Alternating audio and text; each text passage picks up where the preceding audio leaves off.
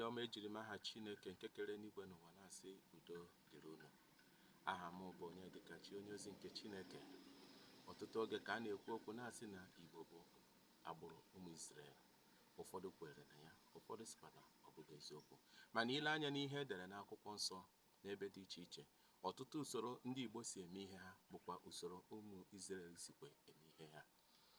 N'oge ochie, ọ na-abụ nwa nwoke lụọ nwaanyị, ọ bụrụ na ọ mụtabeghị ọmụmụ nwoke, ọ na-enwe mgbakasị ahụ n'ihi na ọ bụ ọkpara nwa nwoke ka a na-ahanye ezinụlọ n'aka.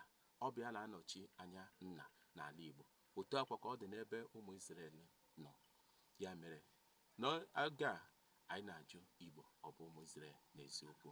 Ile anya n'ihe edere n'akwụkwọ nsọ na ihe mere nke abụọ, isi 21, usoro nke amaokwu nke mbụ wee ruo na nke atọ, nke a na-aga ịgụpụtara n'ugbu a, edere ebe a na 896 BC.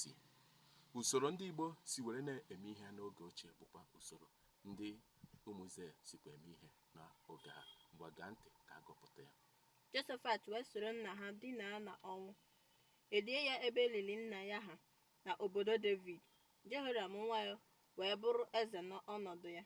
O nwekwara ụmụnne ndị ikom bụ ụmụ Josafat. Aha ha bụ Aịzara na Jehiel na Zekaraya na Aịzara na Michael na Josafat. Ndị a niile bụ ụmụ ndị ikom Josafat bụ eze Izrel. Nna ha wee nye ha ọtụtụ onyinye nke ọla ọcha na nke ọlaedo na nke ihe dị oke ọnụ ahịa, ha na obodo wusiri ike n'ime Juda. Ma alaeze ka o nyere Jehoram n'ihi na onye ahụ bụ ọkpara.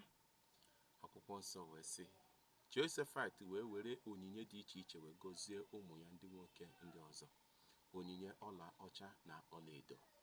Mana obi ya ka o were nye ọkpara ya. Otu akwa ka ọ dị n'ala Igbo, na achọrọ ime eze, a na-achọ ndị tọchara na obodo. Ọkpara bụ ihe a na, ma ọ bụrụ na o nwere ka esi wee chọọ ọkpara, ọ dịghị kwalifai, ọ dịghị ike ime ihe ya. Enwere ike inwe nkwekọrịtasị, ngwa onye dị otu a jide ya, mana agaghị ịkọnsọtụ onye ahụ bụ ọkpara.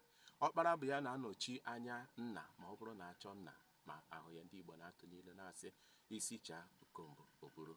Na ya mere mgbe nwoke lụrụ nwaanyị n'ala Igbo, ọ bụrụ na Chineke agọzibeghị ya na ọmụmụ nwoke, otu akwa ka ọ dị na agbụrụ ụmụ Izrel, na nwoke ọbụla nke lụrụ nwaanyị mụta nwa, ọmụta nwa nwoke, obi na-atọ ya ụtọ nke ukwuu. Ọmụta nwaanyị, obi na-atọ ya ụtọ.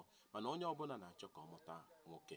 Na agbụrụ ndị ọzọ, o nwere agbụrụ nke ọ na-abụ n'obodo anyị a, na ọ na-abụ nwoke mụta nwa nwoke, o buru efere bunye o jebe ahịhịa. Ọ dịghị otu a n'ala Igbo, n'ihi na ala Igbo nwoke bụ ihe dị oke ọnụ ahịa. Ọ bụ nwoke na-anọchi anya nna, ọ bụ nwoke na-anọchi obi, ọ bụ nwoke ka a na-ahanye ihe ọbụla nke enwere n'ezinụlọ. Otu a ka ọ dị n'ala obodo ala Igbo, otu a ka ọ dị n'omenala Igbo, otu akwa ka ọ dịkwa n'ebe ndị ụmụ Izrel dị. Ya mere m ji na-asị Igbo ọ bụ ụmụ Izrel n'ezie. Igbo nọ n'ụzọ ije, Igbo nọ n'ụlọ, ana m asị udo dịrị unu, ka emesịanụ.